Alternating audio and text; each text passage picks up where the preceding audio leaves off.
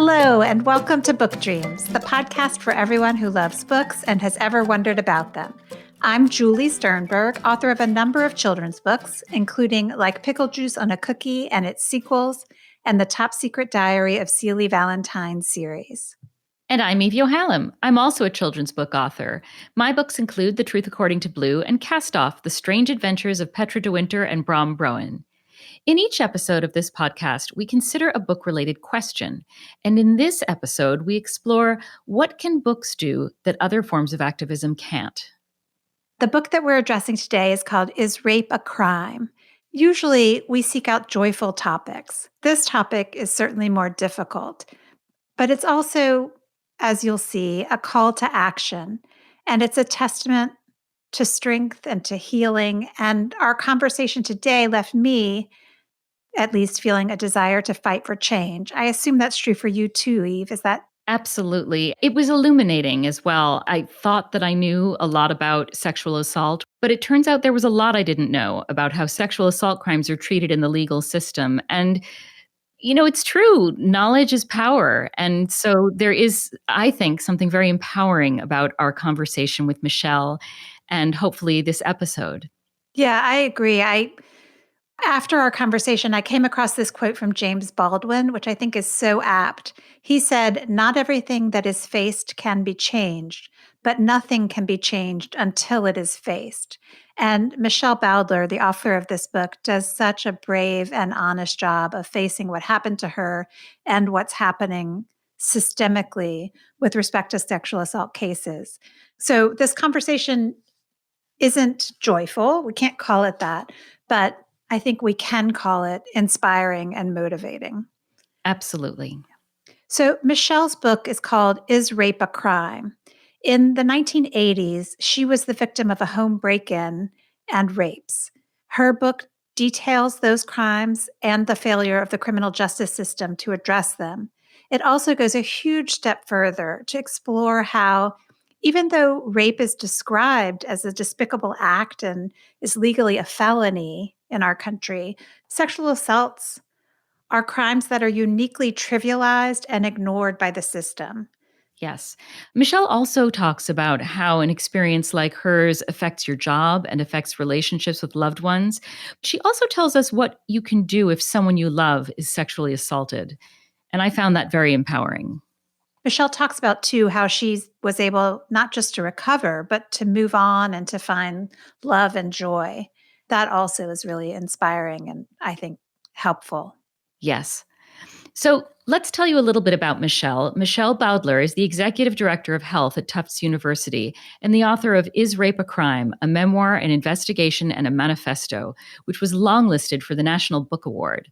Michelle is a recipient of a 2017 Barbara Deming Memorial Award for Nonfiction and has been nominated more than once for the Pushcart Prize. Her work has been published in the New York Times and in various anthologies. Michelle has worked in the public health field for years on issues of addiction, violence prevention, sexual health, HIV education, and prevention.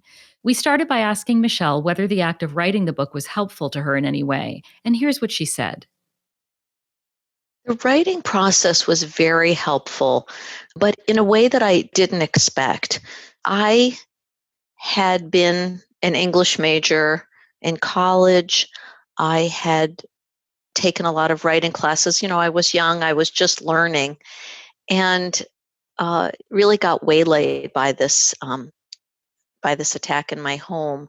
And getting back to writing itself was something really meaningful in my life. I don't know that I would call it cathartic, but what I will say is that it's been very interesting for me to see the book outside of myself and to see the writing and the experience outside of myself and to begin to hear people's reactions. And it also helped me turn it into something different than just a personal experience, but into something that I think was more meaningful for the larger change that I was hoping to see. You write so powerfully about how silencing rape is, how difficult it is to talk about, particularly for victims, but also for many of their family members and friends. Mm-hmm. Can you say a little bit about those challenges and how you overcame them to write this book? Yeah, I actually was just writing a little bit about that today. Hmm. I know for me, and I think I might have just mentioned this briefly in the book, but it's a much larger point that when you tell somebody what happened, they often get a look on their face or a look in their eyes that they mean as kindness and empathy. I used to experience it as fear, and I used to experience it as pity. And also, they would always say, did they ever catch him?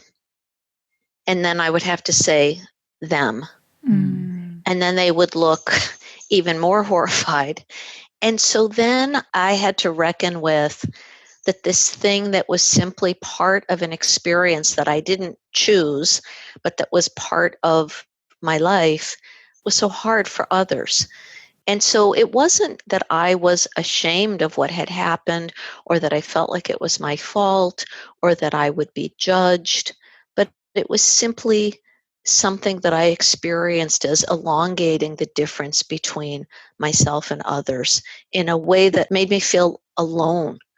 And then at work, I was actually the principal investigator for a national campus violence prevention project. And at the time, very few people knew my history. And there were a lot of contentious meetings where the larger university was talking about what would be an appropriate policy for responding to students who had reported sexual assault. And somebody said to me, I wouldn't necessarily disclose your history because people will see it in the lens of everything you're saying isn't based on your expertise, but it's somehow based on something else.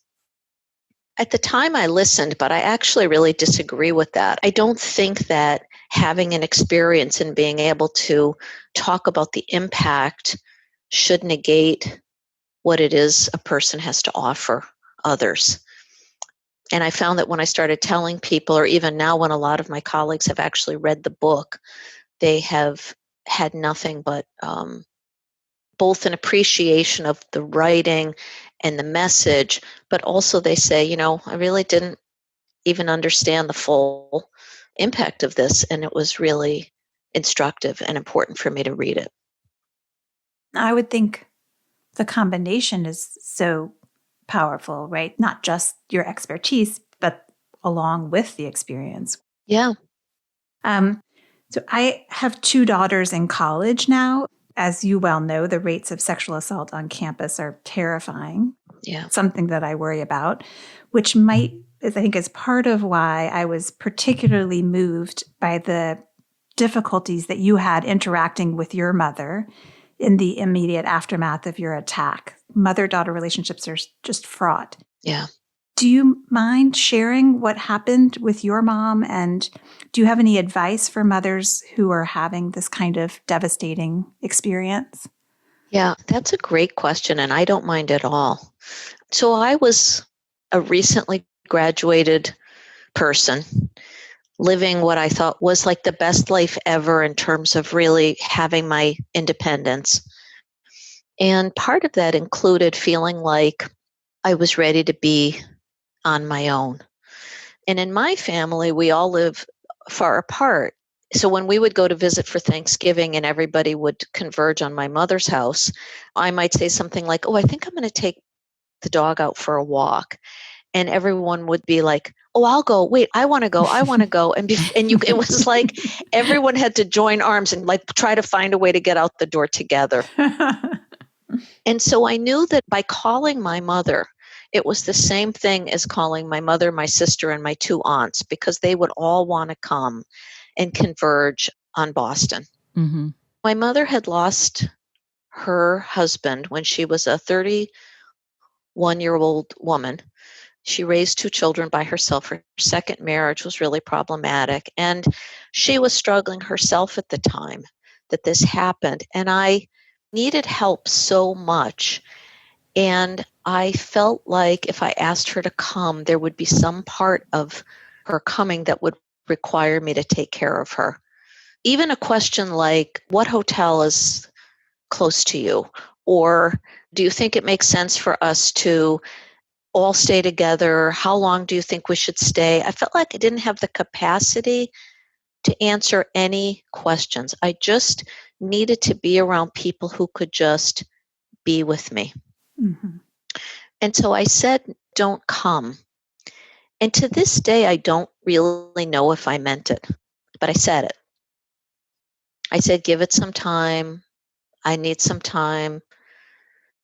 And, Mary and I, my spouse, we've talked about how if something like this happened to our kids, how hard it would be to listen to them, and that we would just be in the car before we even gave them a chance to say no.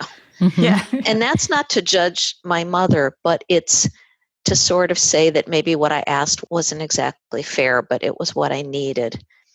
And then later in the book, I talk about how my sister, when my mom was dying, we talked about it because it's like I told her not to come, and then I never quite forgave her for listening to me. And what my sister said was that the Rape Crisis Center in her town had said, your sister needs to reestablish some sense of control and just give her some time. And I think that what I would say to parents out there and guardians is that if somebody said to me, my child just told me that I shouldn't come, I would probably still come and send a text that said, so I want you to know I'm 10 minutes away. I just am here. And when you're ready, any time of day and night, just let me know and I'll come. But I'm close enough that you can change your mind. And if you have the ability, if you have the privilege, if you have the resources, if you can miss work, that's what I would say. And if you can't, then you can't. And I think that people understand that that's not something that everyone can do. Yeah. I read a book called Rape in My Journey Back, and there's some other title to it. It's by Susan Venable Rain, I think is her name. She also suffered from a home invasion, and her parents came to stay with her, and they didn't really talk much, but they all slept in the same bed for like 2 weeks. She said that was a gift for her, that she didn't have to say anything, but she knew that she'd be able to sleep every night. That's such wise and moving advice, to be there for your loved one, to be respectful of her needs and space, and to make no impositions. I'm so glad that Michelle shared that with us. I am too. Just the notion that even if someone doesn't know what they need or says they don't want you to be there, just show up. Right. It's sort of I'm both present and, to the extent that you want it, completely absent. Exactly. One of the other things that Michelle talks about in her book is, unfortunately, the insensitivity of the detectives who were assigned to her case. There are a number of examples of how the way they responded to her was truly appalling.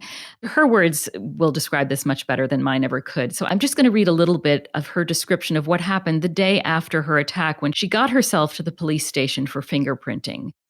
There's a dog barking somewhere inside the police station. It goes on for several minutes. The detective who took my fingerprints has situated himself behind a typewriter. The dog barks louder and louder. I catch the police officer's eye. You're all set. You can leave any time, he says. The dog barks again, and he drops his pen. He looks in the direction of the noise and then at me. Just like a woman, can't keep her mouth shut. I stare at him, feeling the immediate need to escape. I wonder if anyone would block the exit if I ran for my life. The officer ponders his joke and laughs to himself. A week ago, a former version of me would have gotten up and effortlessly engaged this man in a discussion about misogyny, power, and politics. Unlike that dog in the police station that can't seem to shut up, I am rendered mute. What can I possibly say that would make a difference to a person who would make a joke like that to someone who had just been raped? A joke that categorizes all women as loud and annoying, unaware of the space we take up and effortlessly compared to dogs. It's so upsetting. It's really, it's just so upsetting. Yeah. And, on top of what the detectives actually did and the disrespect they actually showed, what they didn't do was also traumatizing. They never communicated with Michelle about her case. Yeah. And can I also just add here, What happened to Michelle? This was the 1980s, but she says in her book and in our conversation with her, things like this are still going on routinely. Obviously, not all police detectives are so insensitive, but we can't listen to this and think, oh, that was then, because it's very much also happening now. Absolutely. So she writes about that moment. I remember the words, but mostly his tone. I had done something wrong, broken a rule. What a nuisance. What a bother. Hi, Detective. It's Michelle Bowdler from that Glenville Avenue break-in in Alston at the end of June, I said, hoping I didn't need to be any more specific. I couldn't yet say the word rape out loud. It took me years to add an S at the end of that word to describe what happened accurately, the rapes. I'll be moving soon, and I don't have a new phone number yet, and wondered if I should call you when I do, so you'll be able to find me when you have some information or maybe a lead in the case. The phone was so wet with my anxious sweat, I had to hold it with a paper towel. While I have you on the line, do you have any updates? Have there been any more break ins in the area? We're the police, he said, ignoring my questions. We know how to find people. That's what we do. Didn't I say I'd call you if we knew anything? And I haven't. So that means I don't have anything. I mean, yeah. And that was their last conversation. He never, ever reached out to her. So we talked to Michelle about how even today, the way that law enforcement responds to sexual assault cases perpetuates and maybe even compounds trauma. Here's what she said. I don't think it's okay to send people into a situation where you are asking them to voluntarily participate in something that's going to additionally traumatize them after they've just gone through something so traumatizing. And it actually raises the chance of somebody suffering from chronic PTSD as opposed to something more situational that they can recover more quickly from. Mm-hmm. I talk in the book about a lot of instances where things have gone very, very badly, whether it's in a courtroom or a judge's decision or in law enforcement, and then there's bad publicity. And then after that, you might see that there's a requirement that sexual assault prevention or sexual assault response becomes part of a police officer's training. Mm-hmm. One training isn't going to do it. Who's doing the training, I think, is critical.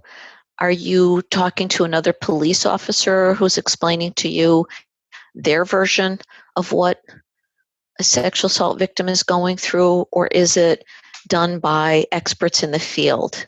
Are there debriefing sessions with a social worker or with someone who's qualified in rape crisis response to say, somebody's going to present a case, we're going to go through step by step what happened, what questions were asked, we're going to think together about responses. I think that police officers aren't necessarily trained that your only job isn't to solve a crime, it's actually to leave people intact who are coming to you for help. That's also part of your responsibility. Yeah. And also, one of the things you make so clear in the book is how traumatizing non-communication can be, that when there's no follow-up, as in your situation, that you never heard back from the detectives, that's not just a miscarriage of justice, it's also an injury, a further injury Yes. to the person who's been attacked. That's right. I think it's a different side of the same coin of what we were just talking about, because if you believe that your only job is to solve this crime that has been reported to you, and you don't really have a lot of good news because maybe the rape evidence hasn't been tested or for any number of reasons, it doesn't mean that you can't reach out to somebody and say, hey, listen, I just want to give you an update. We're having a hard time. We thought we might have some luck with a certain thing that happened. There was a similar crime in a different area and we looked into it, but the description didn't match. And, I just thought you'd want to know that because you probably read that story too. That would have meant the world to me. Mm-hmm. Like, we actually believe what happened to you is really serious. We are working as hard as we can. And Students have said that to me too, that if they do go forward with a sexual assault complaint at school, and at whatever school it is, this is not necessarily where I work, if the process itself is respectful, where you can tell that the people who are going through the process are trained, and that they speak to you about what's happening in a way so that you're not waiting for information when you feel incredibly anxious, that even if the outcome is not exactly what the victim would have wanted, they say, you know what, I really appreciate this process. I felt heard. I felt respected. Thank you. And that's very different than feeling like the process was as bad or worse than what happened. It's clear that communication and understanding are so key to healing, and not just with interactions with the police. Another part of Michelle's story is what happened to her professionally after her attacks. So, Michelle was recently graduated from college, and she had landed her absolute dream job working as an assistant editor for a magazine in Boston that had national distribution. And when she came back to work a week after the attack, her boss, who knew what had happened, acted basically as if she'd taken an unapproved vacation, and she couldn't concentrate or get much work done at all. She says in the book, I try reading articles and can't make sense of them. My lunch sits untouched. Police sirens make my heart race. I notice myself wiping tears off my cheeks, unaware that I'm feeling anything at all. After 2 weeks of this, she asks her boss if she can take a short leave of absence, maybe a month. I'm hoping you'll let me do it. Take the time off, I mean. If I were quitting, it would take at least a month to find someone else. Why not just give me that month and I'll come back in better shape? And the boss says, I already gave you that first week off and paid it as sick time. If I give you the month off, what's to say you won't need more time or quit then? It would put us way behind schedule if I had to fill the position after waiting a whole month for you to return. I'll get back to you. I mean, needless to say, he gets back to her and says he can't give her the time off. And so she ends up quitting her job. Ugh. I know we don't usually curse on this podcast, but I mean, what an asshole. Just Yeah. Yes. Yes, exactly. Ultimately, fortunately for Michelle, things end well. She spent 4 years temping and doing freelance work, and then she found a new career path and met the woman who became her wife. And eventually, she decided to write this book, which has reconnected her with her love for writing. We asked her whether the enormous positive response for the book might be a signal that maybe we can hope for change. Here's what she said. A lot of people have asked me why I wrote the book and what did I hope to get out of writing the book. I never expected that it would be published. It was sold at auction and 2 major publishers wanted it. And I never in my wildest dreams expected that. I kind of just thought, well, we have a bold title. How will we get people to understand? How will they want to read it? And so this long list, I'm like, maybe this will help. Hmm. If you asked me, why did you write the book? That's exactly what it is. Because if people read it and they say to me, I thought I knew a lot about sex crimes and this was shocking. Hmm. Yeah. I felt that way. The idea that so often nothing happens. I mean, I was definitely in the camp of so often nothing happens. It's the funding, it's the lack of manpower, it's the he said, she said, blah, blah, blah. And then your book makes it really clear that no, often it just doesn't happen. People just don't even bother. Yeah. That was eye-opening for me.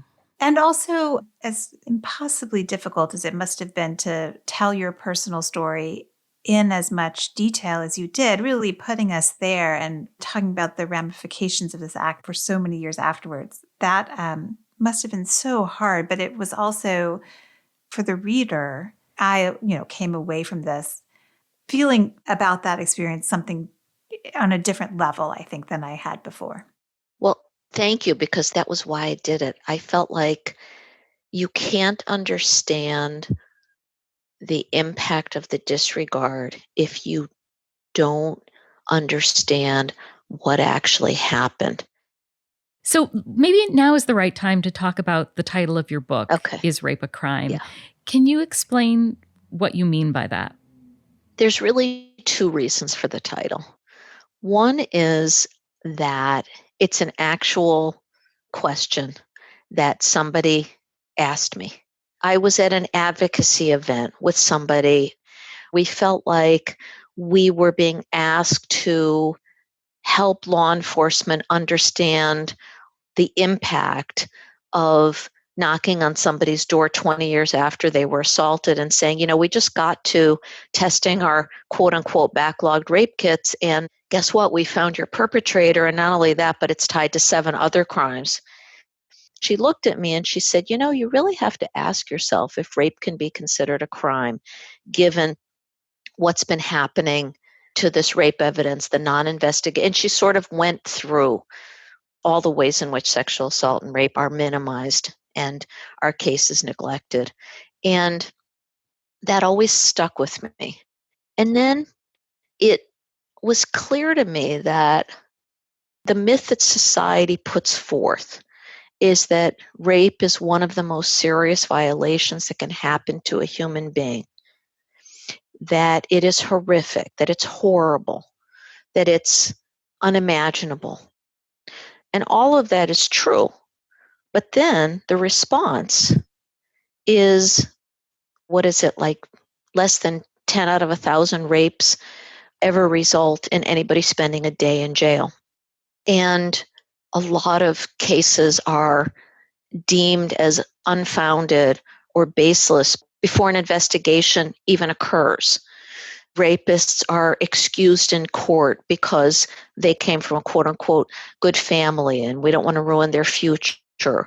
Or victims have to prove their veracity before anybody even wants to listen to their case. And that officers aren't trained, and that special victims units are often just a prop, a publicity stunt to make people feel like cities are responding more seriously to crimes of sexual violence, but they're under-resourced and people aren't trained. And so all of that doesn't fit. Or that somebody who talks openly about sexually assaulting women is not disqualified to be president of the United States. So I feel like I'm asking a real question. Mm-hmm. It's not whether it's a crime, but is it treated with the seriousness that we pretend it deserves? Maybe this is encapsulated in what you just said, or maybe it's just obvious, but why do you think that sex crimes are so uniquely minimized? I want to say misogyny. First of all, there's a history of how rape has been uniquely minimized throughout centuries. There's a point in the book where I talk about how rape was taken more seriously when women were considered men's property. And so a crime of rape was considered a crime against the man as opposed to the woman. Mm-hmm. Over and over again, when there's a choice about looking at whose experience seems important in every single aspect of what happens during a sexual assault, like rapists having parental rights up until very, very recently, or people talking as if rape is an issue of he said, she said, when that is basically saying you believe that it's as likely as not that a person reporting a sex crime is lying, which is not based in fact. It's not based in reality, and it's not based in any understanding of the magnitude of effort that somebody who has experienced this, what it would take for them to go to get treated at a hospital, number one, and number two, report to a hostile entity that you know isn't necessarily going to believe what you have to say. And yet we still talk about it as if it's as likely as not that a woman is lying. Mm-hmm. Or it's a dangerous time for men in America because of the Me Too movement. Or now we can't hire women because I'm going to be falsely, quote unquote, falsely accused of sexual assault. Or we can't have a consequence for somebody and ruin, quote unquote, ruin their life when the victim's life is changed forever. Mhm. Yeah. Yeah. I'd love to share a tiny story if that's okay. Sure. Yes. The last time I served on jury duty, I got called for voir dire. And this is in New York City. And, they take, 50, 75 people and bring us into a room. And then they take us in jury-sized groups to ask questions. And so you sit there for a long time listening to other people answer their questions. So I'm sitting in the audience. And one of the questions that people were asked was, have you or has anyone you know ever been the victim of a violent crime? And so, I'm kind of answering the questions as they go along in my own head. And I think to myself, no, I don't really know anyone who's been a victim of a violent crime. And of the people in the jury box at that time, maybe one or two of them said yes. And they described, a robbery or something like that. And it took about 10 minutes for the anvil to fall on my head. And I thought, oh, no, wait a minute. I know people who have been victims of sexual assault. And I started thinking in my head, oh, well, there's this person, this person. Off the top of my head, I could think of 10 people I know. Yep. And I know personally, not just read about in a magazine. And then I thought, well, given the statistics on sexual violence, every single person in America has either been the victim of sexual assault or knows someone who has. And there were two things that really struck me there. One was, wow, I can't believe it took me 10 minutes to have this thought. And then the other was, what would it look like if in every courthouse in the United States every day, whenever that question got asked as part of voir dire, the answer was 100% yes. What would it have meant to the people in that room who were rape victims and rape survivors, or who had lived through that experience with a loved one, to have them say, do you know anybody who's been the victim of a violent crime? And that includes all of these categories, just to educate people. And then maybe they wouldn't ask that question anymore. Right. Because all of us would have to say yes. This is not an easy book to read, and this is not an easy time to read a book that isn't easy, but I have to emphasize that it's worth it. This is an age-old, ongoing, pervasive problem that needs to be addressed, and I think the book is an important step toward that. I think so too. And just to give everyone a sense of how pervasive the problem is, 1 out of every 6 American women has been the victim of an attempted or completed rape in her lifetime. And of those incidents, the vast majority, 85%, are completed. And so it's only when we come a lot closer to understanding all that happens, all of the ramifications, that we can take the really important steps toward improvement. So we always thank you for listening, but thank you in particular for listening today. And I think that's it for this episode of the Book Dreams podcast. Yes, you can reach us if you'd like at contact@bookdreamspodcast.com. We're also on Twitter at bookdreamspod and on Instagram at bookdreamspodcast. And our website is www.bookdreamspodcast.com. You can find Michelle online at Michelle Bowdler and her website, michelle-bowdler.com. Michelle has 2 L's. Many thanks to our associate producer, Gianfranco Lentini, and to our theme music composer, Maya Polsky. You can find Eve at eveyohalem.com and me at juliesternberg.com. Until next time, keep book dreaming.